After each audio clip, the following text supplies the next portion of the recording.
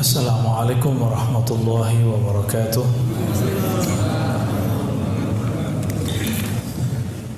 Alhamdulillahilladzi anzala al-Qur'an wa huwa al-kitabu alladzi la rayba fihi wa la shakka fihi hudan lil muttaqin alladhina fi sudurihim nurun ala nur. Asyhadu an la ilaha illallah wa asyhadu anna Muhammadan abduhu wa rasuluh. Allahumma salli wa sallim wa barik ala nabiyyina Muhammad wa ala alihi wa ashabihi wa li baitihi wa dhurriyyatihi ajma'in.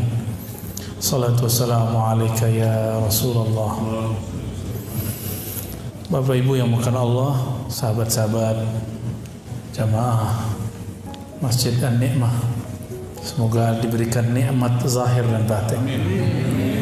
Dalam surat Luqman dikatakan wa asbagha alaikum ni'amahu zahiratan wa batinah, dan dialah yang melimpahkan kepada kamu nikmat yang zahir, nikmat yang batin.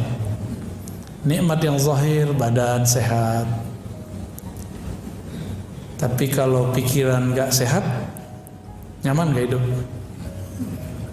Kantong sehat tapi pikiran galau, gimana? Sama juga.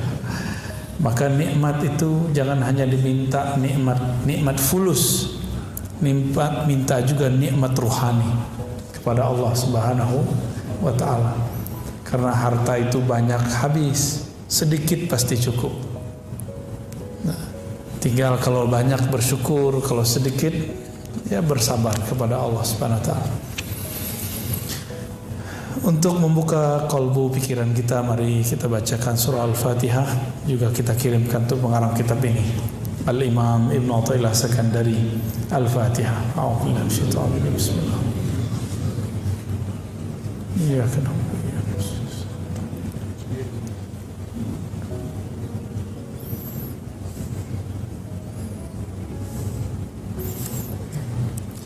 Qala Ibn Athaillah, la yushakkikannaka fil wa'di adamu wuqu'il maw'ud. Janganlah engkau ragu, janganlah engkau menjadi ragu jika apa yang dia janjikan belum diberikan. Saya sering menyampaikan bahwa Nabi bersabda, kullu da'watin mustajabah, semua doa pasti dijawab. Tapi kapan diberikan? Itu janji Allah, suka-suka Allah. Jangan pernah memperlakukan Allah seperti budak,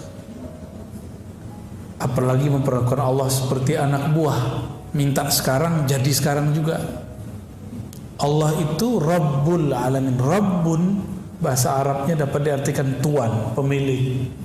Kita justru dimilikinya, bukan kita yang memiliki Allah. Jangan kebalik-balik. Jangan pernah ngomong, aku udah minta gak dikasih.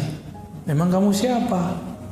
Ya, saya udah bertahun-tahun minta gak dikasih-kasih. Lalu ya iya, terus kamu siapa? Bisa maksa-maksa Allah. Emang Allah bapaknya? Emang Allah anaknya? Emang Allah anak buahnya? Kan bukan.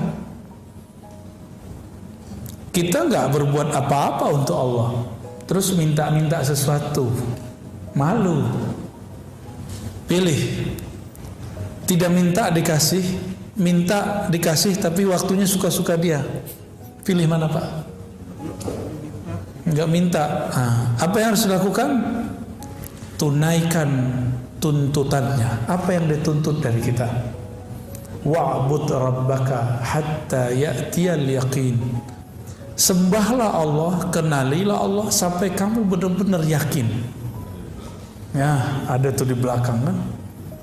Kalau terjemahan biasanya yakin diartikan al-maut. Kalau saya enggak, ya, maut udah pasti. Kalau al-maut, kenapa enggak ditulis saja di situ wa'bud rabbaka hattal maut?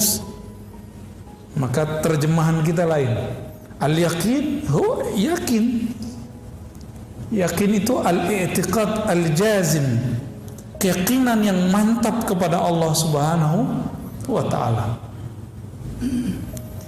Wa'bud dapat diartikan wa'rif, Kenalilah Allah sampai kamu yakin. Dan yakin itu banyak tingkatannya. Kita sudah tahu ilmu yakin, ainul yakin, hakul. Nah, yang dimaksud di situ di atas hakul yakin itu namanya yakin. Nggak ada lagi tambah-tambahan ilmu yakin, ainul, nggak ada tambahan itu lagi. Hakul di atas itu semua itu namanya al yakin, alif lam, keyakinan yang sempurna. Al yakin bahasa Arabnya dapat kita artikan kamu percaya tanpa syarat. Percaya tanpa syarat. Bisa nggak? Jadi kalau versi saya, Pak, kan yakin biasanya kita artinya 3 ya. Ilmu yakin, ainul yakin. Ilmu itu teori. Karena yang menyampaikan orang terpercaya, maka kita percaya. Kalau ainul yakin, kita melihat sendiri buktinya, tapi belum merasakan.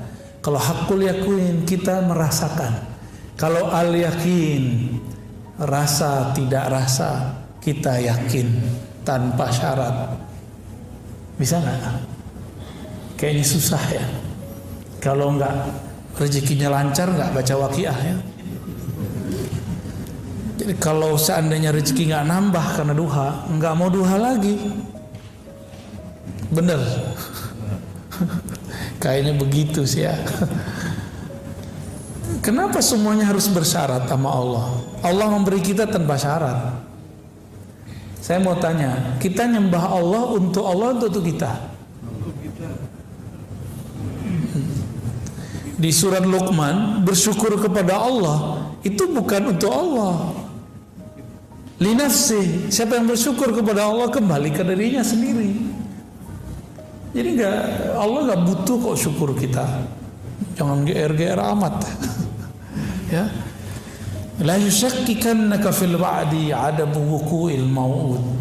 Janganlah engkau menjadi syak mengenai suatu janji bahwa doa pasti dijawab, tapi waktunya tidak sesuai dengan apa yang kita ekspektasikan.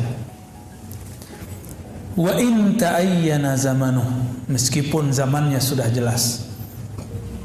Li'alla yakuna dzalika qadhan fi basiratik, supaya syak kamu itu tidak memadamkan cahaya mata hatimu. Wa ikhmadan li nuri sariratik, dan dapat memadamkan cahaya dalam sirmu. Jadi ada basirah, ada sarirah. Apa bedanya nih? Ya, ada basirah, ada sarirah. Basirah itu mata batin, dengan itulah kolbu melihat. Sarirah itu matanya ruh, dengan itulah ruh berma'rifat. Dua ya, beda ya. Kalau kolbu itu dibuka lagi, ada lagi yang terdalam, namanya sir, sarirah. Sarirah itu matanya ruh kita memandang dengan itu. Maka kalau disebut ikhmadan li nuri sariratik, kamu jika ragu kepada Allah, maka ragumu membuat kamu bodoh. Kebodohan itu adalah padamnya cahaya ma'rifat. Ma'rifat artinya ilmu. Ya. Kita semua sudah tahu Allah tidak pernah melanggar janjinya. Innallaha la yukhliful mi'ad. Tapi giliran diuji sebentar saja, kita doa belum dikasih, mulai ragu. Benar nggak? Padahal doanya nggak sungguh-sungguh juga. Bapak doa tapi pikirannya kemana-mana, ya itu nggak sungguh-sungguh namanya. Doa yang sungguh-sungguh itu seperti kita datang kepada seseorang meminta pertolongan kepadanya, kita jaga adab di depan dia. Berani nggak kita datang seseorang, orang bos, kita minta kepada dia sesuatu pakai proposal. Tuan, Bapak, mohon bantu acara kami, masjid kami, atau usaha kami. Tiba-tiba handphone bunyi, berani angkat nggak? Kalaupun diangkat dimatiin, benar nggak? Nah, kalau lagi zikrullah, pikirannya macam-macam, keluyuran, ditarik lagi nggak? Dibiarin aja ya. Nah, itu bedanya kita. Maka wajar sebenarnya, mohon maaf ya, zikir-zikir kita itu nggak ada yang diangkat sebenarnya. Nggak ada Pak, nggak ada yang khusyuk soalnya. Sholat Bapak tadi itu nggak ada yang diangkat, tapi karena ada sholawat di situ Allah angkat. Ya, karena nggak ada yang khusyuk. Orang dari takbir sampai assalamualaikum udah kemana-mana mikirnya. Yakin gak tuh diangkat tuh? Tapi Allah akan pemaaf. Innallaha afuwun ghafur. Allah itu maha pemaaf. Masalahnya mahar maaf itu ada.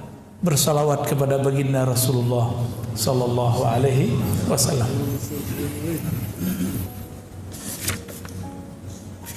Kita masuk ke hikmah berikut ya. Dari kesimpulan sebelum masuk, jadi ciri-ciri orang yang basirahnya hidup, dia tidak syak meskipun doanya belum dijawab. Dia tidak syak kalau dia sakit berobat belum kunjung sembuh. Inilah rahasia Nabi Ayub. Nabi Ayub ditegur sama istrinya, Mas Ayub, kira-kira begitu ya. Kamu kan Nabi Allah, kekasih Allah. Orang-orang kalau ada apa-apa minta doa sama kamu. Masa kamu masalah kutilan kulit begitu aja nggak berdoa kepada Allah? Kata istrinya. Nabi Ayub bisa sabar dengan semua kata-kata orang di luar, tapi beliau langsung tersinggung. Bukan tersinggung terhadap dirinya, tapi tersinggung istrinya kenapa tidak bisa sabar. Ya, kok istrinya mulai meragukan? Kamu kan nabi, masa nabi? Nah, gitu, masa nabi? Akhirnya Nabi Ayub mengatakan, pergilah kamu. Jika kamu tidak tahan bersamamu, pergilah. Tapi jika kita ketemu lagi nanti aku akan pukul kamu. Tapi itu istri paling baik. Wajar ya.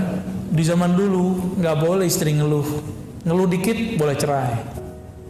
Betapa pemaafnya Allah sekarang di masa syariat Nabi Muhammad. Istri ngomel-ngomelin kita gitu, maafin aja kan. Mohon maaf Bu ya.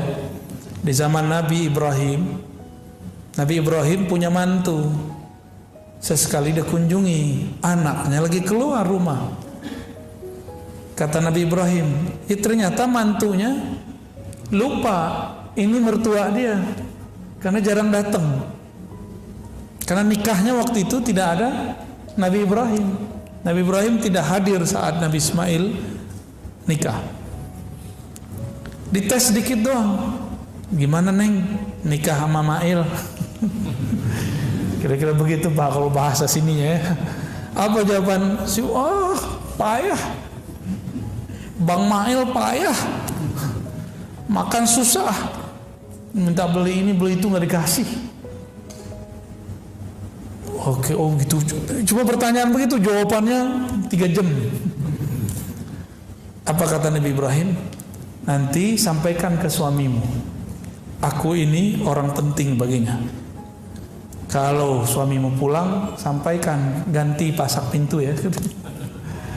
Pergi Nabi Ibrahim. Gak lama pulang Nabi Ismail. Nabi Ismail itu tahu ayahnya baru datang karena penciumannya tajam. Itu bukan penciuman hidung Pak, penciuman batin.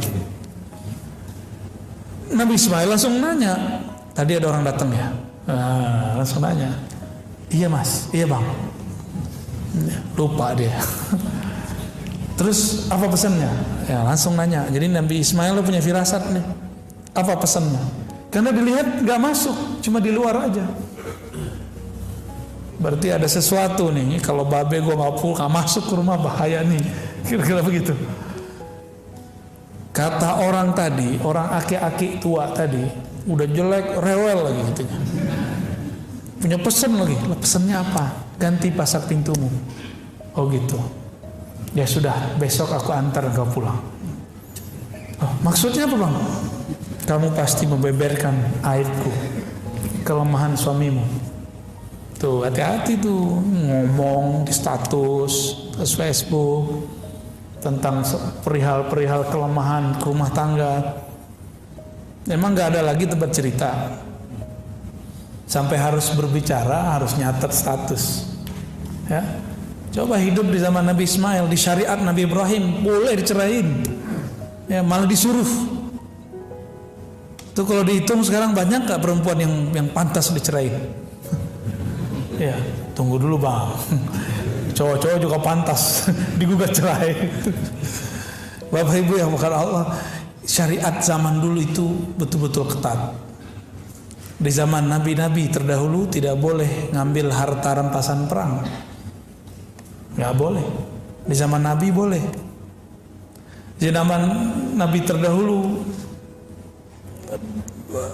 zakat itu wajib 10%. Di zaman Nabi Muhammad ada pilihan-pilihannya, 2,5%, 5%.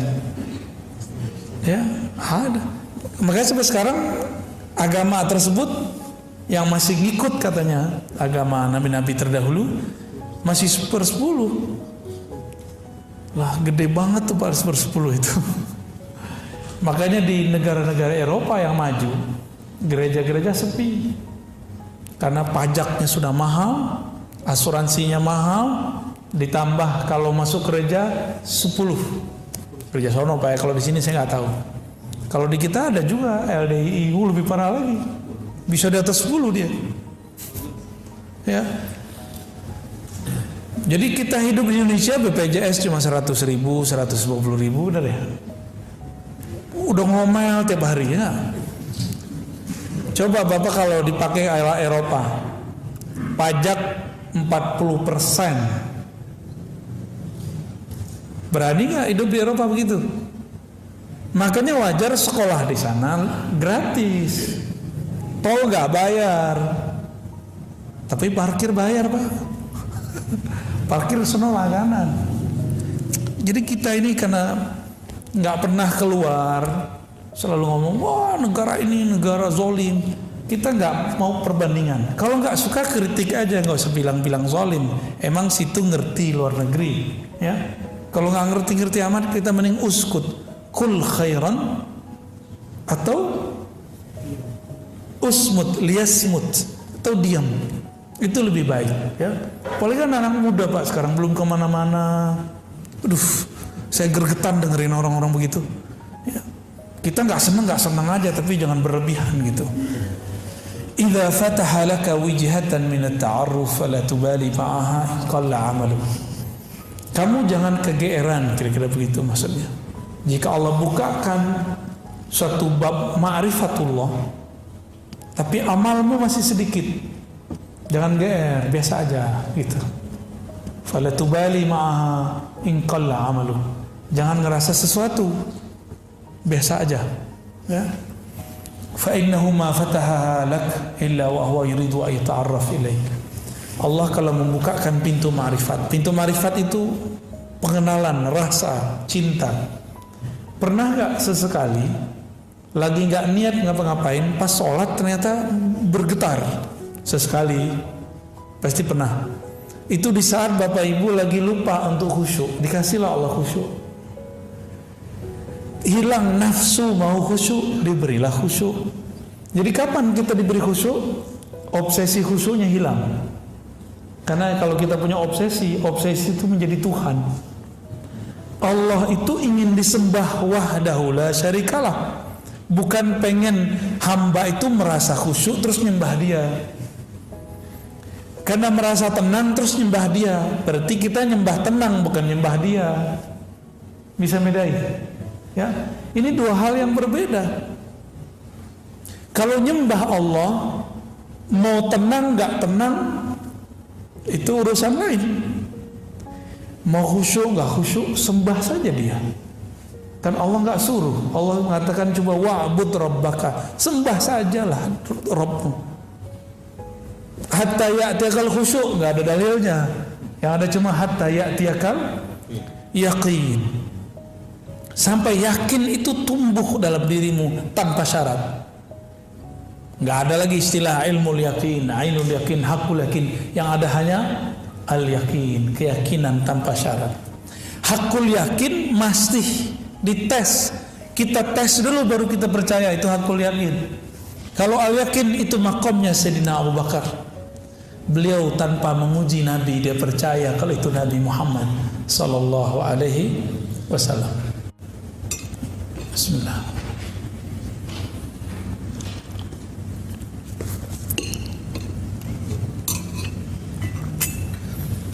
Kalau Allah membukakan rasa, zikir terasa ringan. Biasanya gak bisa tahajud jadi bisa tahajud. Biasanya gak senang pengajian jadi senang pengajian. Itu namanya Allah ingin memberi kita ma'rifat. Biasanya males mau datang kajian, sekarang gak males. Berarti sudah ada gerak ma'rifat dalam kalbu. Nah, jangan GR, jangan rasa sok suci juga. Allah kalau memberikan rasa itu kepadamu, berarti Allah sedang ingin berkenalan denganmu. Itu maksudnya. Kita tiba-tiba zikir pagi sore kayaknya rajin. Pernah ngalamin itu enggak? Baca Quran biasanya setahun sekali. Ini sebulan sekali. Atau sebulan berapa kali? Ada yang bisa 3 kali.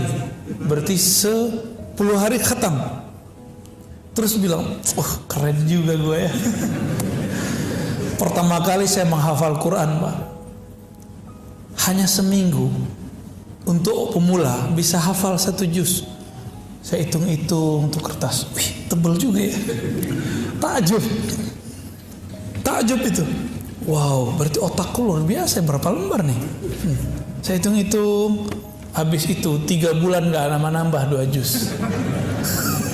1 halamannya susah. Tobat lagi, astagfirullah, kayaknya ada nggak bener nih ya. Setelah kita tobat lagi, baru bisa jalan lagi tuh. Hafalnya cepat lagi. Tuh awal-awal ngapalin Quran dulu tuh. Jadi ternyata ada juga godaan, padahal ini teks suci. Belum tentu cara menghafalnya, caranya suci. Maka teman-teman penggiat hafalan, gak usahlah buat hafalan sebulan 40 hari. Lebay. Ikutinlah sahabat Nabi. Sahabat Nabi itu ngafalin dikit-dikit, khamsan, 5 baris. Mau Bapak Ibu? Ya, 5 baris. Ustaz buru-buru 5 baris. 1 baris lumayan. Ada tips yang masih kerja. Jangan buang-buang waktu. Berangkat dengerin surat An-Naba, tapi diulang-ulang. 1 surat aja. Jadi flash disknya isinya 1 surat aja. Jangan tamak mau banyak-banyak ayatnya. Kecuali emang mau mendengarkan banyak ayat. Makruh loh Pak, kita nyetel Quran terus kita ngobrol. Mending nyetel nasyid, nyetel sholawat. Jadi kalau nyetel Quran kita diem. Itu adabnya ya. Jangan sok soleh biar kelihatan soleh teman. Setel MP3 tartil. Tapi ngobrol ya salam. Itu nggak adab. Kenapa? Wa idza quri'al Qur'an fastami'u lahu wa ansitu. Surah Al-A'raf jelas tuh ayatnya. Jika dibacakan Quran, maka hendaklah kamu mendengarkan lalu diam. Itu adabnya ya. Maka saya termasuk tidak sepakat. Mohon maaf di masjid ini gimana nih? Sebelum sholat terus nyetel Quran kenceng-kenceng, saya termasuk nggak sepakat walaupun tidak melarang. Lebih baik sholawat, tarhim. Kalau tarhim orang nggak dengar nggak dosa Pak. Tarhim kan cuma sholawat. Salatu wassalamu alaik gitu ya. Gitu ya. Assalatu wassalamu alaik ya. Begitulah saya suaranya udah sumbang Pak. Itu ajib, mending itu didengarkan. Itu dari Mesir Pak, bukan dari Makassar tuh bukan. Mungkin Bapak punya kenangan waktu ke timur, ke Makassar, semua masjid begitu. Benar ya? Semua masjid. Dan itu indah sekali dalam memori kita. Jadi saya punya memori indah kalau pas ke timur sana. Lombok sama. Ya semua itu sama itu. Sebelum subuh, sebelum sholat lah ada 5 menit. Ya, saya pernah ke Buton, tempat teman saya ada pesantren Abdul Wahid ya. Ada di situ Dr. Falah. Ya, beberapa menit itu mereka tarhim karena itu santrinya yang baca. Kalau di sini suaranya sumbang-sumbang bajangan. Dan indahnya bukan main. Karena itu salawat, satu salawat ada 10 rahmat. Oh, Nabi tidak pernah lakukan. Nabi nggak lakukan, tapi Nabi nyuruh salawatnya. Al-Imam Ibn Al-Arabi Al-Maliki, muridnya Imam Ghazali, bukan Ibn Arabi yang satu lagi ya. Ini Ibn Arabi, pengarang kitab Aridatul Ahwazi, Syarah Sunan Tirmizi. Beliau mengatakan dalam beberapa karyanya, dianjurkan ya, sebelum sholat itu ada yang mengingatkan, baik dengan sholawat kah atau apapun. Beliau menganjurkan. Bahkan kalau beliau boleh pakai Quran. Cuma kalau kita sebaiknya bukan Quran tapi sholawatan ya. Alam ta'lam anna ta'arrufa huwa muriduhu alaik. Tahukah kamu bahwasannya ma'rifat itu keinginan kamu tadi untuk bangun lebih awal, pergi sholat berjamaah, apalagi berzikir pagi sore yang teratur, ikut pengajian walaupun jaraknya jauh. Jangan takjub dengan diri sendiri, tapi tahukah kamu bahwa makrifat itu dialah yang memberikannya kepadamu. Wal a'mal, sedangkan amalan, a'anta muhdiha ilaih, apakah kamu yang memberikan hadiah kepadanya? Ini kalau versi orang awam nih, gimana? Kalau kita ibadah, kita yang mempersembahkan hadiah kepada Allah, benar nggak? Tapi kalau orang kenal Allah, apa kata mereka? Ya Rabb, aku bisa sholat karena Engkau yang membuat aku bisa sholat. Saya sering nanya jamaah, nih sama nggak jawabannya di sini? Bapak Ibu bisa bangun tahajud, itu yang bangunin siapa? Alarm? Yakin? Alarm, pasangan, atau Allah? Dalam surah Az-Zumar dikatakan, Allah lah yatawaffal anfusa, yang mewafatkan jiwa-jiwa. Di antara jiwa itu ada yang Allah yumsik, Allah tarik, mati namanya. Ada yang Allah yursil, Allah lepas kembali, maka dia bangun dari tidurnya. Oleh karena itu, tidur itu saudaranya mati. Karena selangkah lagi mati, Pak. Kalau nggak dibalikin, mati sudah. Gitu. Doa kita apa bangun tidur? Segala puji bagi Engkau ya Allah, ahyana, yang kembali menghidupkan kami. Benar ya? Berarti hidup, kita dihidup nih. Tertidur itu mau mati namanya. Pengen mati enak atau mati susah? Mati enak. Jangan nonton ya sebelum tidur. Terus gimana sebelum tidur? Sebelum tidur tumbuhkan al-yakin tadi. Bisa lewat zikir, bisa lewat pengajian, bisa lewat conditioning di pikiran kita.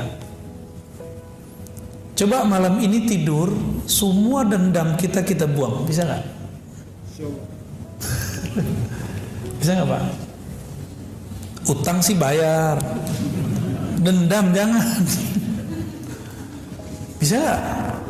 Malam ini kita tidur pegang dada, ya Allah, di hatiku ada noda-noda dendam. Izinkan aku tidur, noda itu tiada, telah Engkau angkat ya Allah. Ada benci, semoga terangkat. Ada putus asa karena masa lalu gelap, tolong ya Allah, kegelapan putus asa itu Engkau angkat. Semua kita punya masa lalu yang saya nggak tahu, masa lalu bapak ibunya apa ya. Saya punya masa lalu, bapak punya masa lalu. Jangan sampai masa lalu itu membuat kita tidak move on ya. Harus move on, harus maju terus. Ada beberapa kawan sahabat saya ajak, ayo ngaji. Aduh, saya ini kotor, Ustaz, nggak pantas duduk di masjid. Lah, emang kamu doang yang kotor. Saya juga kotor. Sama-sama kotor kita semua. Setiap hari Kita nggak mau kotor, kotoran itu datang ke dalam kolbu. Jadi nggak usah putus asa, itu kan setan yang menghambat dia. Nah, bapak ibu yang punya masa lalu yang gelap sekarang bisa maju, berarti dia dapat hadiah ma'rifat dari Allah Subhanahu wa ta'ala. Aina ma tuhdihi ilaihi mimma huwa muridu alaih. Mana persembahanmu kepada Allah? Jika yang kamu anggap itu persembahan, sholat kamu anggap hadiah kepada Allah, terus kamu bisa sholat karena siapa? Kalau Allah nggak bangunin, bisa tahajud nggak? Bisa tahajud nggak? Berarti kita tahajud itu hadiah dari Allah atau kita ngasih hadiah kepada Allah? Gimana kira-kira? Mulai malam ini bisa nggak ganti persepsi? Tahajud itu tanda terima kasih. Itu yang dimaksud Nabi waktu Aisyah bertanya. Ini nggak pernah diungkap Pak sebelumnya, jarang orang mengungkap ini. 1-2 paling kiai kita yang berungkap ini. Karena selama ini kajian hikam cuma di pesantren-pesantren, di majelis-majelis thariqat. Orang nikmat Japos tiap berapa kali kirim Fatihah ya. Tembus juga ya. Tapi kita buat kajiannya ya mohon maaf weekday begini ya. Hari Senin lagi ya. Tapi alhamdulillah. Itu namanya ta'aruf, ma'rifat masuk dalam kolbu. Mau hari apa jadi Ustaz? Nabi ditanya oleh Sayyidatuna Aisyah, kenapa engkau masih sholat sebanyak itu wahai Rasulullah, sampai kakimu kapalan wahai Rasulullah, sedangkan engkau diampuni dulu, sekarang dan nanti. Apa jawaban Nabi? Afala an akuna abdan syakura. Apakah aku tidak boleh wahai Aisyah menjadi hamba yang berterima kasih kepada Allah? Karena aku dibangunkan malam ini, aku berterima kasih karena dibangunkannya. Aku diizinkan sujud, aku berterima kasih bisa sujud lama-lama. Aku diizinkan masih bisa ngangkat tangan. Allahu Akbar di saat orang masih ngorok. Jadi Bapak bisa hidup datang sekarang, jangan care dulu, katakanlah hati terima kasih ya Allah. Di saat teman-temanku istirahatnya adalah tidur atau main handphone atau nonton, Engkau gerakkan aku beristirahat dengan cara mendengarkan hikmah-hikmah dari walimu. Al-Imam Ibn Athaillah As-Sakandari, waliullah di zamannya, kutub bahkan Al-Ghaus ya.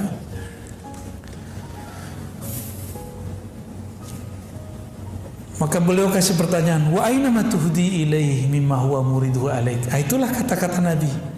Apakah aku tidak boleh bersyukur? Apakah aku tidak boleh berterima kasih kepada Allah SWT? Saya jelasin begini Pak, bukan saya yang pinter Pak. Jangan salah paham ya. Bukan saya yang pinter. Saya bisa menjelaskan begini karena saya dulu mau khidmah kepada guru-guru saya. Maka Allah kasih hadiah ini. Jadi ini hadiah dari Allah, bukan saya yang menghadiahkan ke Bapak. Ya. Maka nanti kalau ada yang bisa baca kitab, bawa kitabnya ke sini Pak. Jadi ngaji, lihat walaupun terjemahan, baca aja. Siapa tahu ada umur ya, bisa mengajarkannya ya. Amin. Kalau enggak bisa ngajarin dia orang, ini di rumah kita. Siapa tahu ya. Jadi gimana? Masih berani minta pahala? Saya malu meminta pahala kepada Allah. Ya. Pahala itu bahasa Sanskerta berarti balasan. Berani minta balasan dari Allah? Ibarat gini, saya minjem mobil Bapak. Saya pinjam nih mobil Bapak hari ini. Pulang-pulang bersih, terus saya bilang, "Mana bayarannya, Mas?" Ya, saya minjem, terus saya minta bayaran dari pinjaman itu. Waras nggak? Jadi sebenarnya banyak orang beribadah tuh belum sampai babul yakin. Kalau dibilang nggak waras termarah Pak ya. Masa dengan cuma sholat 5 waktu, sholat tahajud yang berkabut itu, sholat duha yang khusyuk itu, terus kita berani meminta sesuatu balasan dari Allah Subhanahu Wa Taala. Itu orang nggak tahu posisi dia. Ya kalau bahasa kasarnya nggak tahu diri lah. Seperti dia belum sampai kepada kesadaran ma'rifat. Sholatnya baru sholat nafsu, belum sholatnya seorang yang bermakrifat. Dia nafsu mau dapat sesuatu, dia sholat. Moga-moga sholatnya memperlancar dia dapat sesuatu. Itu nggak baik ya.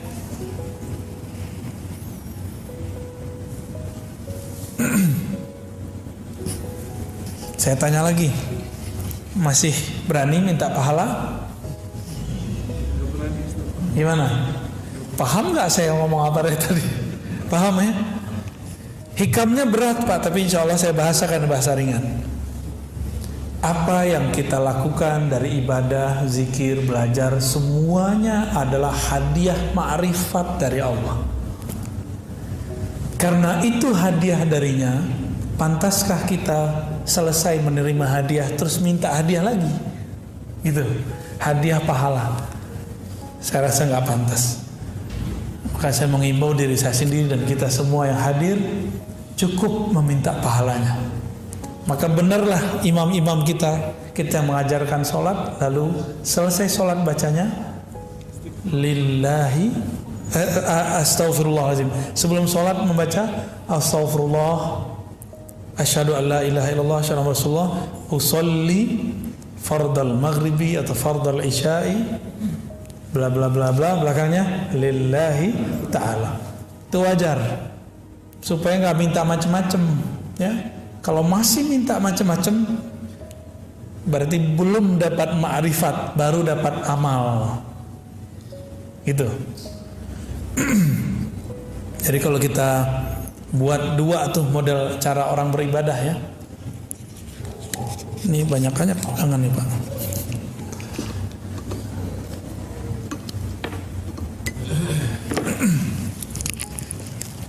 Allah subhanahu wa ta'ala, ini kita buat ilustrasi. Ini bukan Allah, ini hanya nama yang menunjukkan tentang Allah. Allah menurunkan ma'rifat. Apa yang diturunkan? Biar kepalanya tengong dikit Pak. Ma'rifat. Bentuk ma'rifat itu apa? Ilmu dulu. Ilmu apa lagi? Ibadah ya, rajin, kira-kira gitulah. Nah, ini muncul nih. Kepada siapa turun? Abdun, kepada hamba Allah Subhanahu wa ta'ala. Kalau itu turun, maka si hamba dapat sholat. Dia rajin sholat, dia ngaji, dia ibadah. Bapak sedekah, itu harta dari siapa? Masih meminta pahala. Betul, Allah mengatakan satu kali ngasih 1 kali 700, benar nggak? Ini yang ikhlasnya lumayan. Kalau ikhlasnya kurang 1 kali 10, ini standar. Ikhlas nggak ikhlas ini dapat 10. Maka orang non muslim kalau dia suka memberi dia dapat 10 keberkahan walaupun dia non muslim. Tapi kalau dia percaya kepada Allah langsung naik 700. Tapi kalau dia tidak bersyarat al-yakin 1 kali tak terhingga. Pilih mana Pak? Nah, si hamba ini ketika saya sholat, jika dia sudah faham bahwa ini ma'rifat, bagi dia bukan memberi hadiah kepada Allah, tapi dia sedang ibadah itu.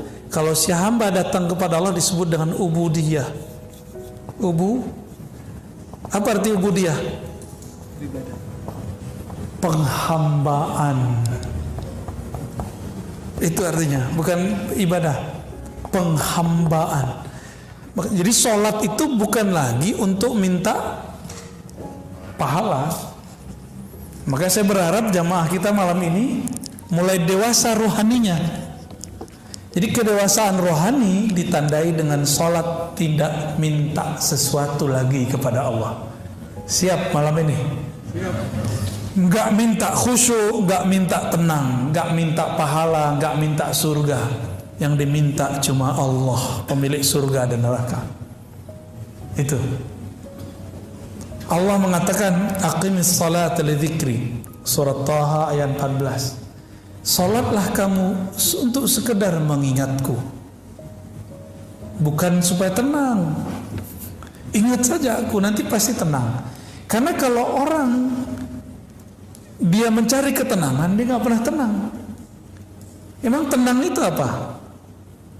Tenang itu di saat dia lupa mencari ketenangan. Kapan dia lupa mencari ketenangan? Di saat dia lupa apa yang harus ditenangkan. Yang harus ditenangkan?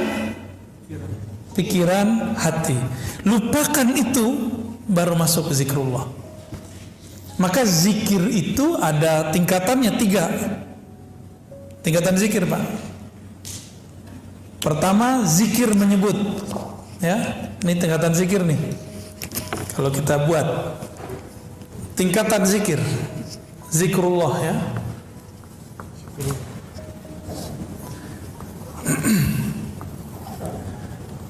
Nah, yang paling bawah itu nyebut. Sebut aja dulu, mau 100, mau 2.000, sebut aja dulu. Lalu zikir tingkat kedua apa? Ingat. Nah, kalau ingat itu kolbu yang main. Ya, ini kalau ini di lisan. Kalau ini di kolbu. Kalau ini dia bahkan lupa dengan kolbunya. Nah, inilah zikir ruh. Zikir ruh itu ma'rifat, mengenal Allah. Pernah nggak Bapak nyebut-nyebut seseorang tapi kita belum kenal, baru tahu di sosial media ternyata dia di samping kita? Pernah nggak? Karena belum kenal. Ada orang udah kenal sama dia biasa aja, nggak perlu nyebut-nyebut. Ya, kita sebut-sebut dia. Ya. Bapak ini kalau sesekali ketemu orang minta foto sama orangnya. Tapi kalau udah sering ketemu minta foto nggak? Enggak, udah ada fotonya di kolbu. Ya, nggak perlu minta begitu.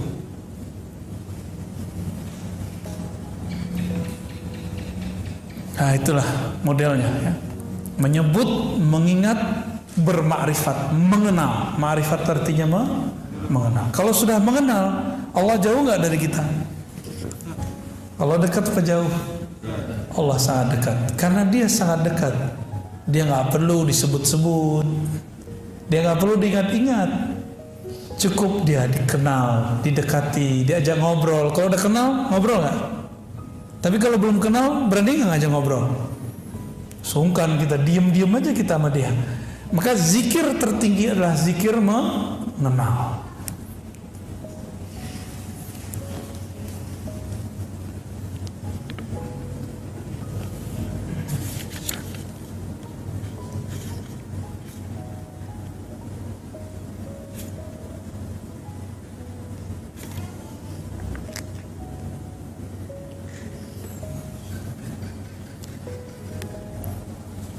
Di sini ada beberapa penjelasan panjang ya.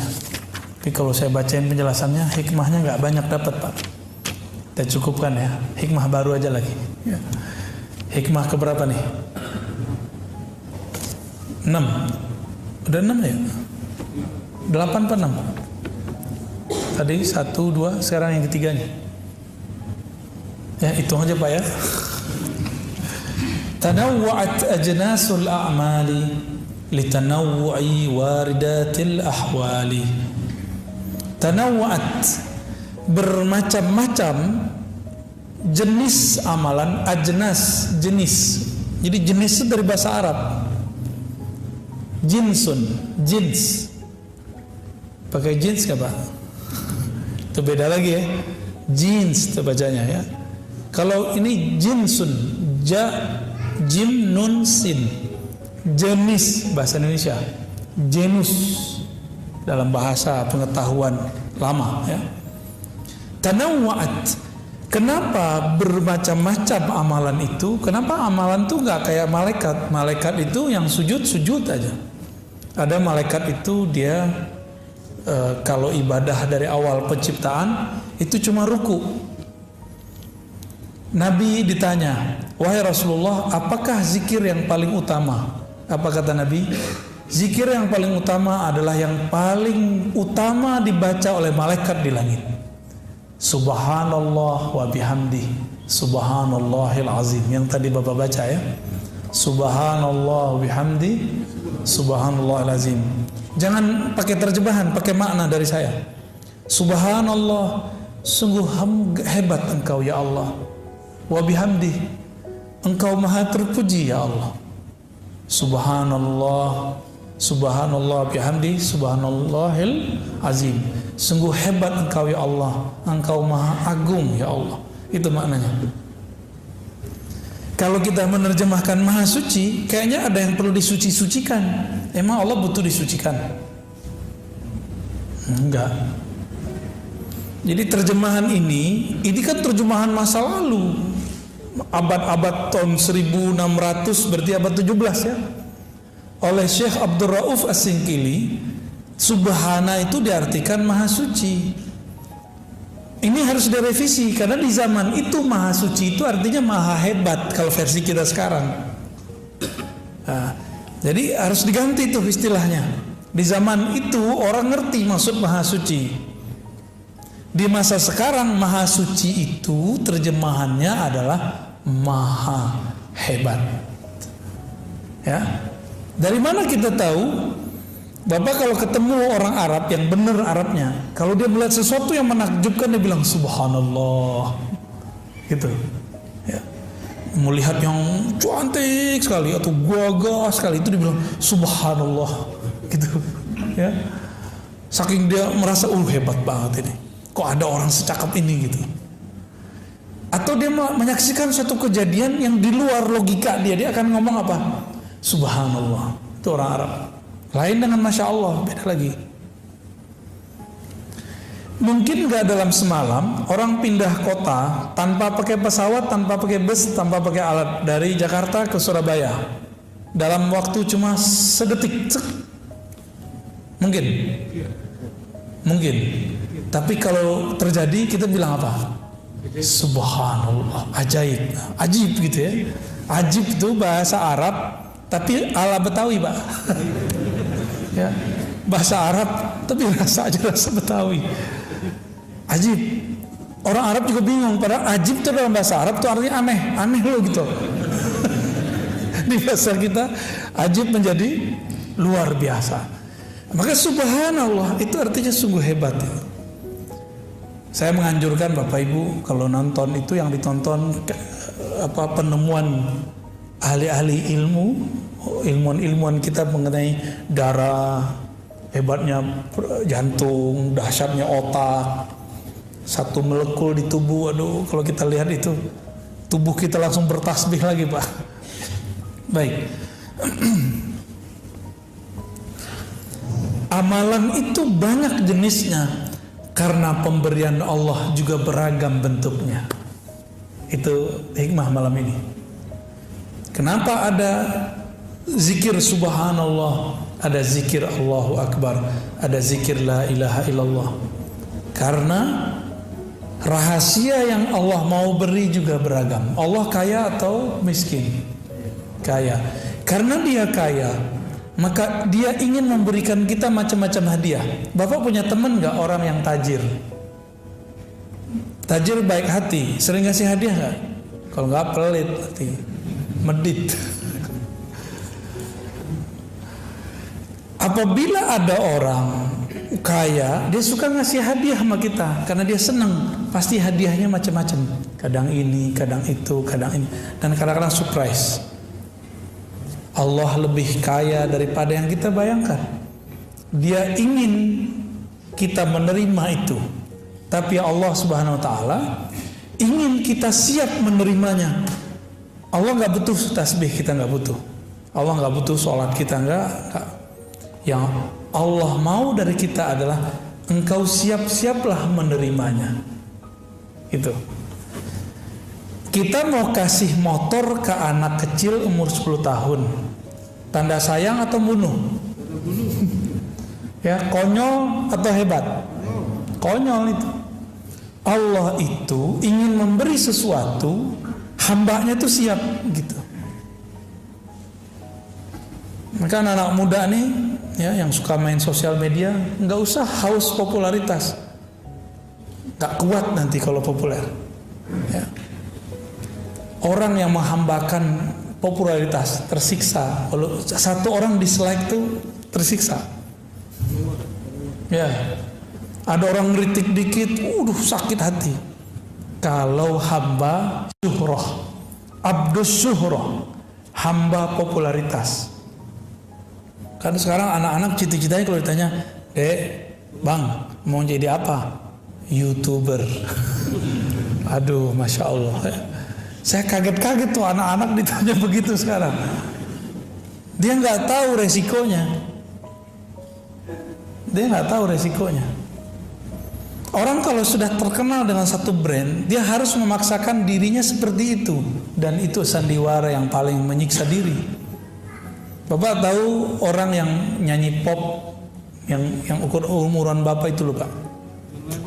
Ya, bukan yang di Indonesia. Kan ada tuh yang orang Palembang tuh siapa namanya?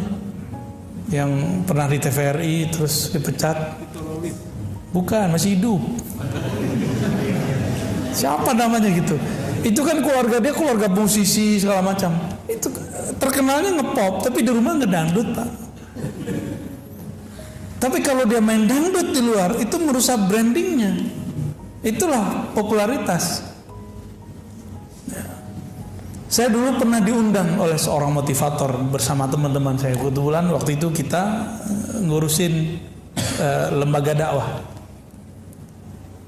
Si motivator ini ingin mengajari ustadz. Nah, bayangin coba. Hebat tuh ya. Hebat bener ya. Ingin mengajarin ustadz nge-brand dirinya. Kita tuh harus nge-brand diri ya. Oh, kita dengerin aja dia main. Nge-brand oke, bagus. Akhirnya ada yang nge-brand diri pakai warna baju. Ya kan? Ada kan ustadz dengan baju tertentu? Ya boleh-boleh aja sih Pak. Dulu ada rame tuh Pandawa 5 tuh ada kan? Yang nggak ada tuh Ustadz Petruk tuh nggak ada tuh. Macam-macam. Jadi mereka membuat branding. Itu pengaruh beberapa motivator ini. Saya tahu beberapa motivator ini menggurui si Ustadz yang sebenarnya Ustadz itu adalah seorang guru. Nggak sopan bener ya. Mungkin niatnya bener baik supaya Ustadz ini punya kualitas hidup yang setara dengan para motivator. Nggak, Ustadz itu jalan hidupnya beda ya. Terus terakhir dia bilang apa? Ustadz itu kalau ceramah harus memperhatikan sound. Terus apa lagi? Harus bertarif. Waduh, itu teman-teman saya yang ikut rata-rata rusak karena sifat motivator. Ya beda Pak, kalau ustadz tuh dengan motivator tuh beda. Ustadz tuh dia ngomongin Allah sama akhirat. Walaupun dia butuh duit, dia nggak boleh ngomong. Ya nggak boleh dia ngomong. Itu brandnya tuh Allah. Semua brand itu Allah udah. Jadi nggak usah si ustadz tuh kemudian harus di brand dengan warna baju, di brand dengan biar terjaga brandnya, kalau datang harus mobilnya bagus. Nggak mesti. Kalau ada rezeki ya beli mobil, kalau enggak ya apa adanya aja. Ustadz tuh harus pakai baju tertentu, serban tertentu. Ya salam, itu nyiksa diri. Apakah dengan miring sedikit begini ilmunya berkurang Pak? Gak ada urusan. Kepala ini dimiringin dikit, emang berubah? Gak berubah ilmunya. Kalau emang ilmu ada di dalam akan berubah. Saya datang ke sini pakai sarung, pakai gamis. Bapak karena udah kenal, Bapak biasa aja, ya kan? Karena saya juga biasa, Bapak biasa juga kan? Saya datang sebagai orang biasa, nggak pakai tarif-tarifan. Bapak santai kan? Kalau nggak Bapak deg-degan juga Pak. Kita udah bayar nih, udah panjer nih, deg-degan juga. Maka di Quran di surat Yasin itu jelas kalam Allah. Ittabi'u man la yas'alukum ajra. Ikutilah orang yang tidak minta tarif. Mereka lah orang-orang yang dapat hidayah.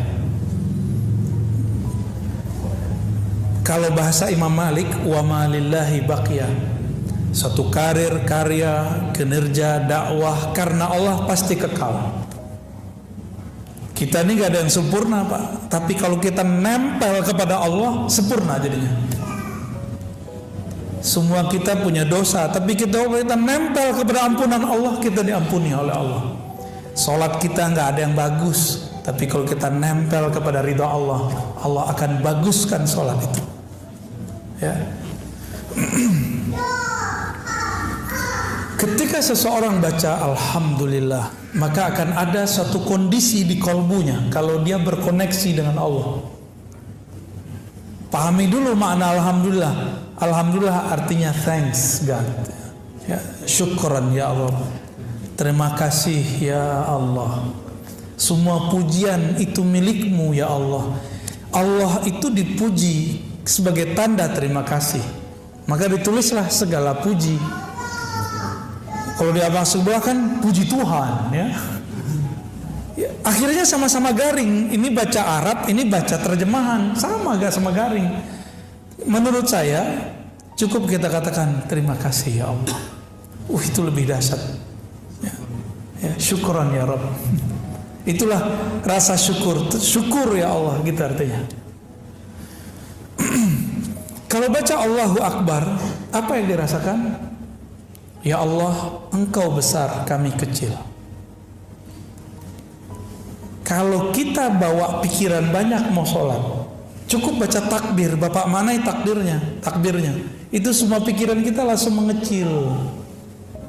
Yang besar hanyalah Allah Subhanahu wa ta'ala. Kita punya banyak masalah sebelum sholat. Setiap hari ada masalah nggak? Ya, bener. Setiap hari ada masalah ya.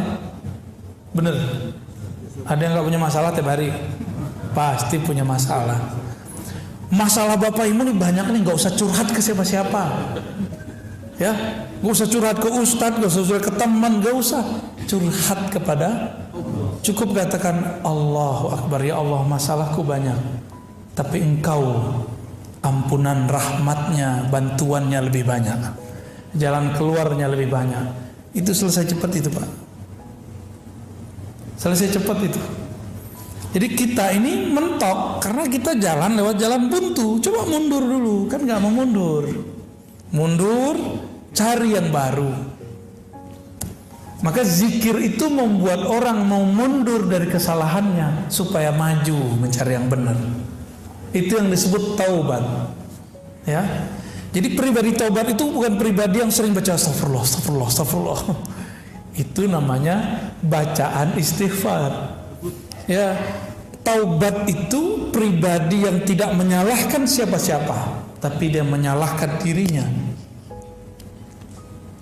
Dia ketemu pakai GPS salah GPS nih. Ya bukan begitu. Kenapa dia nggak mau nanya sama orang? Ini kan udah tahu ada orang, nanya ke GPS. Apalagi zikirnya, sholawat. Sholawat itu mencakup zikir-zikir yang ada. Jadi kalau saya sholawat, Bapak Ibu, Bapak sholawat, itu tadi zikir kita yang tadi kebawa semua sama dia. Kenapa? Saya mau tanya Pak, sholat kita zakat ya. Allah zakat nggak? Allah sholat nggak? Allah haji nggak? Allah umrah nggak? Allah puasa nggak? Tapi Allah sholawat nggak? Berarti sholawat spesial nggak? Di saat seseorang bersolawat, dia sedang satu frekuensi dengan Allah. Itulah fana, lebur dalam cinta. Maka dia bersolawat. Solawat itu artinya, ya Allah, sampaikan cinta kami kepada Nabi Muhammad. Kalau terjemahannya, ya Allah turunkan rahmat ke Nabi Muhammad. Emang Rasulullah masih butuh digituin? Enggak. Ini saya kasih artinya Pak ya. Apa arti solawat? Ya Allah, sampaikan cinta kami kepada Rasulullah Sallallahu Alaihi Wasallam. Baru tuh ada rasa tuh ketika bersolawat. Jangan nerjemah lagi sholat, tapi maknai sholat itu. Itu aja bedanya kalau kita belajar hikam dengan belajar terjemah. Saya yakin kalau orang sini belajar terjemah 2 kali pertemuan kabur.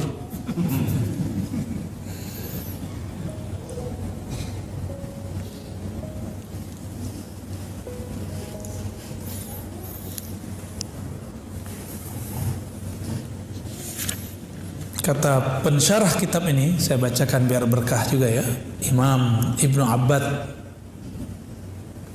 Kata beliau, setiap zikir ada waridnya, ada hadiahnya. Setiap amalan ada hadiah rahasia yang tersimpan di dalamnya. Apakah warid itu? Ma yaridu 'alal qulubi minal ma'arifir rabbaniyah wal asrarir ruhiyah.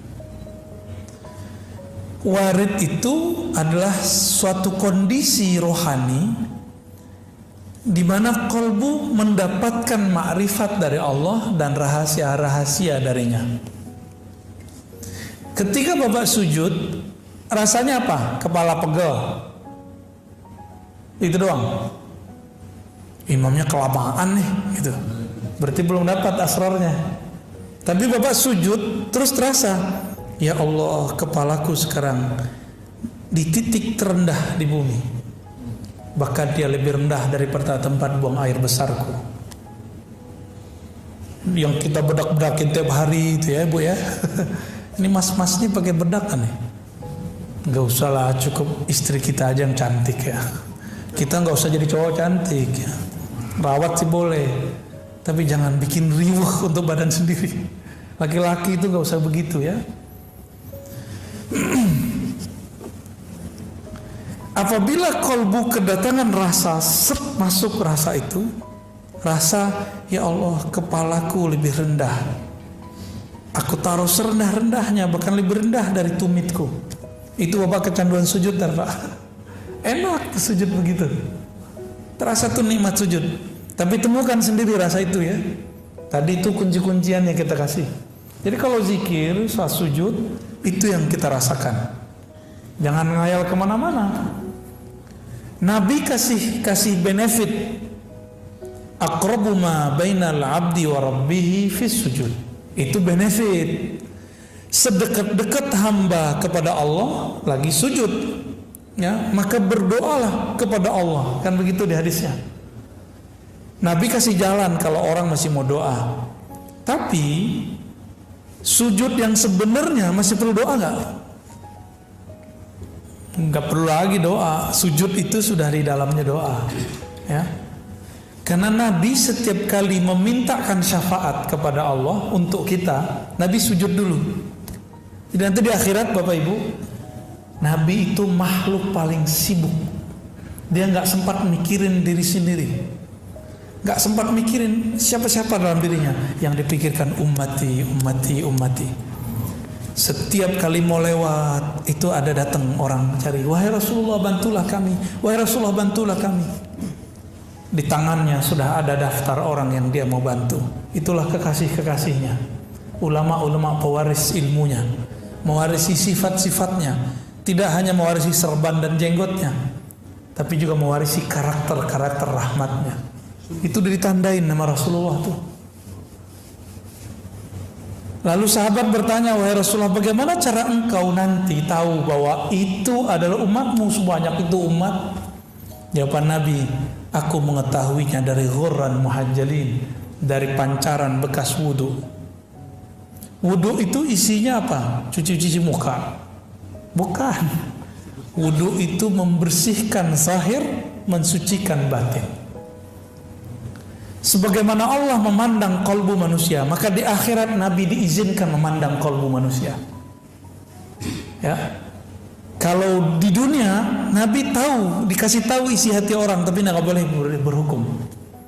Itulah yang terjadi ketika ada orang bapak Khawarij datang, Nabi nggak bolehin bunuh, karena dia belum menunjukkan kekasarannya. Jadi kelompok ekstrim nih sekarang, kalau dia belum kasar, kita belum boleh main tangan, Pak. Belum boleh mentangkap. Tapi kalau dia sudah menyiapkan bom, mau membunuh, Masya Allah, itu boleh. Dan kita meridhoi kalau ada polisi, bagian tertentu di polisi melakukan itu. Itu penyelamatan bagi kita, ya, penyelamatan bagi negara ini. Bapak mau nanti buat maulid di bom orang? Mau nggak ntar? Ya.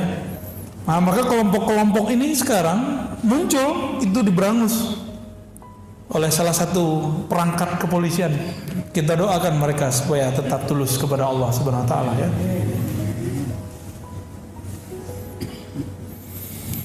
Salat ada rasa, di situ ada rahasia. Zakat ada lagi rahasianya. Ada nggak di antara kita datang ke orang susah terus ngasih langsung? Ada nggak? Kalau ada, ngerasain nggak merindingnya waktu dia berdoa? Senangnya bukan main. Nanti cobain Pak ya. Jangan sombong ngundang-undang fakir miskin ke rumah. Saya itu paling nggak suka tuh ya. Mohon maaf Pak kalau pernah melakukan. Bapak belagu itu namanya. Dia udah miskin, udah yatim piatu, udah susah. Dia harus menghancurkan egonya lagi untuk datang ke rumah kita. Terus kita kasih amplop, belagu amat. Kayak bakal kaya selama-lamanya aja ya. Kalau bener mau ngasih, datang ke mereka. Atau ajak mereka kemana. Jangan bawa mereka ke rumah kita. Kecuali Bapak mau ajak mereka, yuk nginep sehari semalam di rumah saya. Rasain nikmatin nih rumah gede gitu misalnya. Kalau gitu nggak apa-apa. Datang pengen sukses, minta doa, ngasihi cuma 500.000. Pengen dunia akhirat, ya salam. Apalagi hafiz-hafiz Quran, cemen aman antum, mau cuma dibayar 500.000 terus khataman di situ, ya salam ya. Terlalu rendah itu Quran khataman begitu. Kalau mau khataman, khataman aja ya. Jangan cuma dengan duit-duit segitu kemudian kita merusak waridnya. Jadi apa yang membuat zikir-zikir amalan ini terhambat? Jadi sir dari Allah mau turun, rahasia dari Allah mau masuk ke dalam kolbu, tapi terhalang. Karena di kolbu kita paling dalam, kita meniatkan amal itu bukan untuknya. Gitu.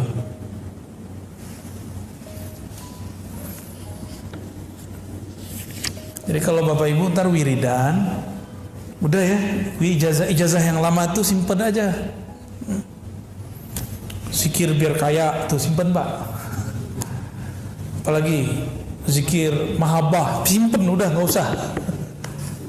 Zikir buat sakti simpen nggak usah lagi.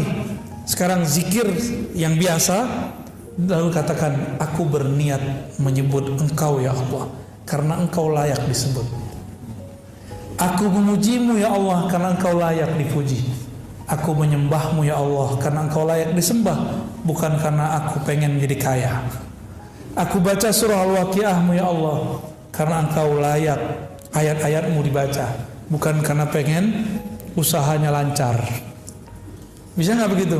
Itu baru tasawuf. Jadi tasawuf itu bukan wiridan untuk sesuatu, ijazahan, mahar, bukan, itu bukan tasawuf. Itu pseudo tasawuf. Ya, tasawuf palsu. Tapi boleh nggak? Ya boleh, silakan. Cuma ta'ibtum, ta'ban, selamat lelah. Ya. Nih, ini saya kasih contoh Pak. Ini kan pengalaman saya sendiri. Saya baca surat tertentu, ayat tertentu dengan angka tertentu supaya saya dapat rezeki besok atau besoknya lagi. Udah selesai semua wiridannya ribuan sampai nggak ngantuk, apa nggak tidur dan kita ngantuk. Ditunggu besok nggak datang batu rezeki. Capek kan? Capek. Padahal simpel aja, gak usah wiridan, besok bangun silaturahmi, datangin ahlinya, datangin orangnya, jadi. Ini mau pakai wiridan, nggak nyambung. Zikir itu senjatanya murid, betul. Tapi kalau orang sudah arif, senjatanya bukan wiridan, senjatanya kenalan, ma'rifat. Ya. Kan biasanya sering tuh datang ke kiai, Pak Kiai ajarin dong doa supaya kaya gitu. Udahlah itu nggak usah lagi ya. Pak Kiai saya mau merantau nih, kasih dong doa penjagaan diri. Nggak usah lah itu ya. Nggak enak itu, nggak enak ya. Ntar kalau bilang amarkan itu kita curiga terus sama orang. Bapak Ibu yang melakukan Allah, udah jam 9 ya.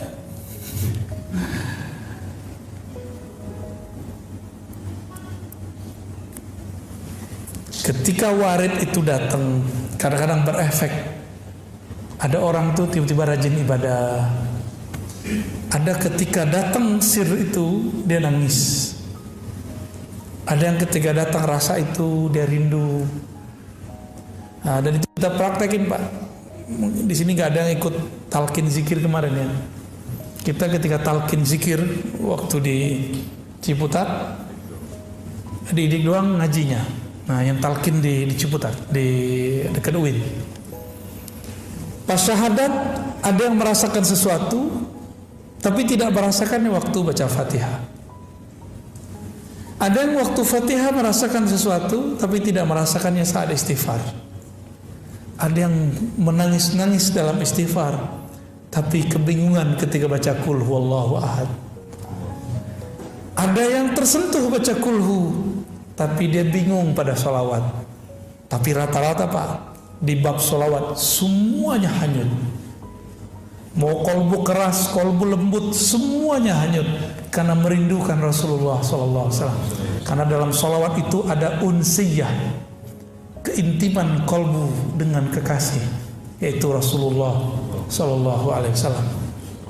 Nah, semoga rasa itu muncul di kita. Nah, ada yang dia tenggelam, rasanya hanyut dalam sholawat. Kita ajak zikir, dia bingung karena dia masih asik dalam sholawat. Jadi itu beda-beda orang, beda-beda ahwal, beda-beda warid yang datang. Jadi saya sendiri menyaksikan dan merasakan bahwa itu nyata. Beda amal, beda bacaan, beda gerakan, beda aktivitas, beda rahasia yang diturunkan oleh Allah Subhanahu wa Ta'ala. Maka rahasia dalam sholat beda dengan zakat, beda dengan puasa, beda dengan haji, beda dengan umroh. Semoga yang hadir malam ini tidak lagi ibadah minta pahala. Amin. Semoga yang hadir malam ini tidak lagi beribadah pamrih. Amin. Bukan lagi karena pengen dapat surga, bukan lagi karena dijauhkan dari neraka, bukan lagi karena pengen dapat ketenangan dan kekhusyuan. Semoga yang hadir malam ini beribadah karena Allah layak disembah, karena Allah pantas dipuja-puji. Itulah ibadah yang mutlak. Orang inilah yang disebut oleh Allah abdi, hambaku. Kalau yang mencari ketenangan disebut hamba sakinah. Yang mencari khusyuk abdul khusyuk. Yang cari popularitas abdul syuhur. Yang gak mau terkenal abdul butun. Allah bukan yang begitu, ya. Kunu ibadallah, jadilah hamba Allah yang mutlak. Barangkali ada 10 menit mau tanya jawab, silakan. Ya, ya, silakan. Dari mana dulu? Kita kasih waktu 10 menit saja dan satu pertanyaan saja dibatasi dengan waktu.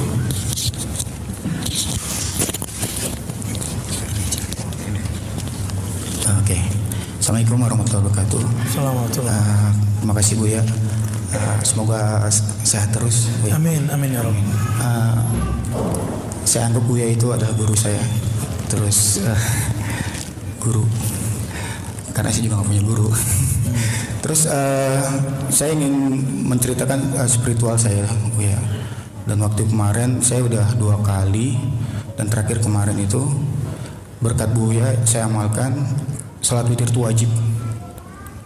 Pertama kali ngaji itu sholat witir wajib. Jadi sholat witir saya adalah sebelum tidur. Dari dulu, kalau dulu saya amalnya setelah sholat tahajud. Nah, cuma kenapa pada saat itu 2 sekali dan sekali kemarin beberapa hari yang lalu itu seperti saya itu sampai kaki gemeteran. Terus benar-benar kayak orang ketakutan. Apakah itu setan? Ya? Oke, baik. Satu lagi boleh Bu ya? Oke. Izin Bu ya. Kalau kita sholat pejamkan mata, itu seakan-akan kita sujud atau ruku, tapi kayak ada sesuatu lagi yang rubuh ngikut kita. Oke. Nah, itu saya nggak tahu. Terima kasih. Assalamualaikum warahmatullahi wabarakatuh. Assalamualaikum. Yang pertama, pas mau witir merasakan sesuatu ya. Pas lagi sholat witir ya. Itu namanya warid. Warid. Cuma karena kolbunya belum siap takut. Ya. Tapi kalau kolbunya siap itu nggak akan takut.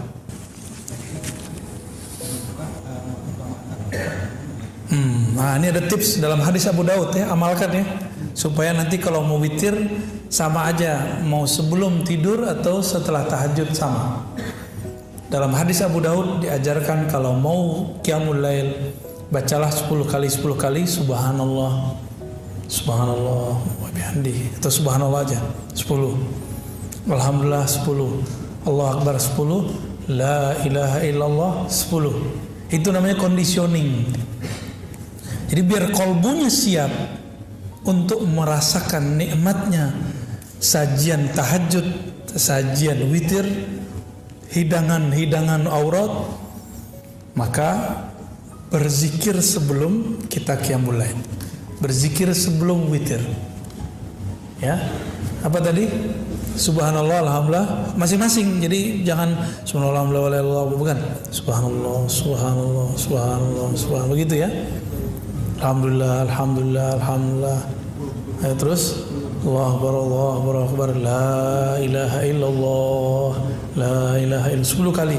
Rasakan Pak, nanti sholatnya akan lebih stabil. Nanti takutnya hilang, insya Allah ya. Saya ijazahkan cara mengamalkannya. Tafadhol ya. Di hadis Imam Bukhari, Muslim itu ada yang versi mirip, tapi amalannya beda. Intinya sama ya. Wallahu a'lam bishawab.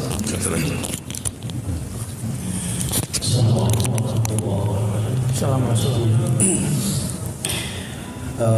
Saja pada pertanyaan yang pertama. Dari mana Pak? Saya dari Ciledug, Komplek Paninggilan Permai. Nama saya Muhammad Yunus. Pertanyaan saya yang pertama tadi dibilang apapun yang kita lakukan ibadah adalah makrifat kepada Allah. Termasuk apa yang dibilang Buya tadi, bahwa seandainya kita mendapatkan sesuatu yang spesial dari Allah, itu adalah ma'rifah. Terus apa bedanya dengan hidayah?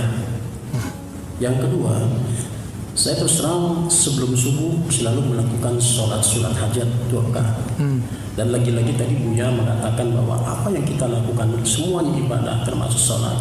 Jangan pikirkan segala hajat kita, yang kita pikirkan adalah langsung saja kepada Allah. Bagaimana kaitannya dengan sunat hajat yang sering kita lakukan? Terima kasih. Assalamualaikum warahmatullahi wabarakatuh.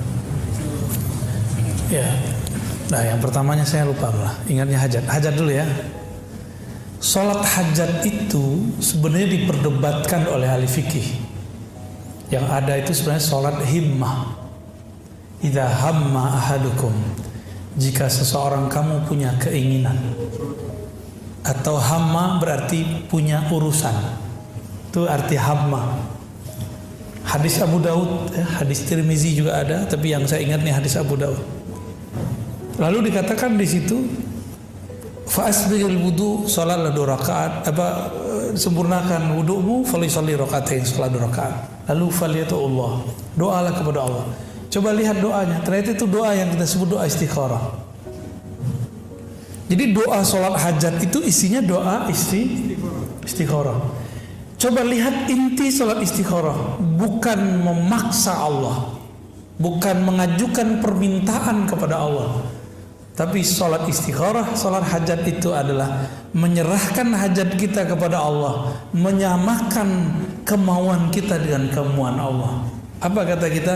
Ya Allah, jika dia baik bagiku, maka jadikanlah dia milikku, dekatkan dia kepadaku, dan takdirkan dia menjadi milik. Ya begitu. Itu nggak hanya pasangan loh Pak ya, kerja, urusan, proyek, sama semua. Artinya apa? Kita tidak maksa Allah, tapi kita bertanya, ya Allah ini baik atau bukan? Jika baik, jadikan, mudahkan. Jika tidak, maka jauhkan. Berarti masih ada kita nggak di situ? Nggak ada. Maka sholat hajat itu bukanlah kita memaksa Allah atau ngasih tahu Allah dengan hajat kita. Tapi sholat hajat itu konfirmasi. Ya Allah, ini hajatku baik apa enggak? Gitu ya. Baru denger antum ya. Selama ini kita kata kiai, kata ustadz, kalau ada hajat sholat 2 rakaat, minta kepada Allah. Ya itu benar. Tapi ada yang lebih benar. Ini dia nih. Isi dari sholat hajat istikharah adalah mengkonfirmasi kepada Allah hajat kita baik atau tidak. Kalau untuk kabul gampang bagi Allah, tapi baik buruk itu yang mau kita mintai kepada Allah Subhanahu Wa Taala. Dan itu berat loh Pak. Kalau kita senang sama seseorang nih, terus kita bilang jika dia baik, wah itu senang tuh. Maka mudahkan ya Allah, takdirkan ya Allah, senang. Bapak udah coba belum? Orangnya kita cintai, terus kita bilang jika dia tidak baik bagiku ya Allah, maka ini susah tuh ngomongnya tuh. Bener gak? Tuh, itu ilmu Pak, sebenarnya itu ma'rifat sebenarnya. Tapi kok nggak ada yang menjelaskan selama ini? Ketemu di hikam. Kata Ibnu Athaillah Sekandari rahmatullah alaihi wa qadasallahu sirrah, ciri-ciri doamu langsung dikabul, itlaqul lisan, lisanmu ringan untuk mengatakannya. Itu ciri-ciri kalau itu udah diterima di sana. Bahkan Ibnu Athaillah nggak ngomong begini, padahal dia mau ngomong begitu Pak. Sebenarnya doa kamu itu Allah juga yang bisikin. Allah bisikkan kepada kamu, tapi kamu harus menjadi hambanya. Gimana caranya? Memintalah kepadanya, tapi nolkan dirimu. Tiada kehendakmu kecuali kehendaknya, tiada keinginanmu kecuali keinginannya, tiada cintamu kecuali cintanya. Baru bener tuh cinta kepada Allah. Kalau enggak gombal namanya. Barangkali itu ya Pak. Yang pertama tadi apa? Ma'rifat sama hidayah. Hidayah itu baru awal dari nur. Kalau ma'rifat itu puncaknya nur. Berarti hidayah itu puncaknya apa? Ma'rifat. Jadi orang-orang yang dapat ma'rifat, dialah yang bisa bagi-bagi hidayah.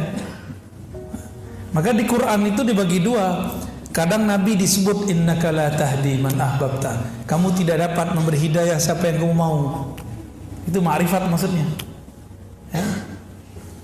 Tapi di ayat yang lain justru dikatakan engkaulah yang beri mereka petunjuk. Man dalla ala khairin kafa'ilih. Siapa yang menunjukkan suatu kebaikan, suatu petunjuk kepada orang, maka dia sama dengan melakukannya. Jadi ada hukum hakikat, ada hukum syariat di situ ya. Hakikatnya hidayah itu ma'rifat awalnya, tapi syariatnya bukan. Syariatnya dia sebuah ilmu, sebuah pengetahuan, sebuah teori, sebuah sentuhan, kira-kira begitu. Wallahu a'lam bishawab. Ya. Cukup ya. Nanti ada pertanyaan lagi di bulan depan. Ya. Baik Bapak Ibu yang melakukan Allah.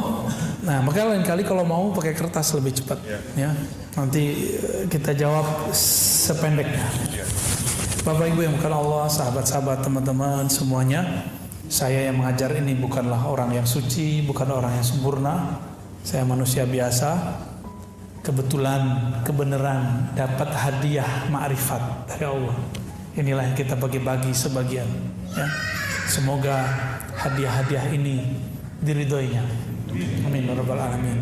Nasallallahu al-'afwa wal 'afiyah lana wa liwalidina wa limasyayikhina wa lisairil muslimin wa ahli ahlina wa li dzurriyyatina wa li auladina wa lil muridin wal hadirin wal hadirat. Semoga yang hadir baik laki perempuan, anak-anak kita, saudara kita diampuni oleh Allah, dapat berkah dari Allah, dapat ridha berkah pengajian ini. Amin ya rabbal alamin. Wassallallahu ala sayyidina Muhammad walhamdulillahi rabbil alamin. Assalamualaikum warahmatullahi wabarakatuh. Kita nggak usah salaman ya, dalam hati aja ya. Untuk kajian bulan depan mungkin tidak ada pertanyaan karena Ustaz salah dari sini ada kita mau di Oh ya. Di Pondok Langka, jadi beliau mau ekspedisi di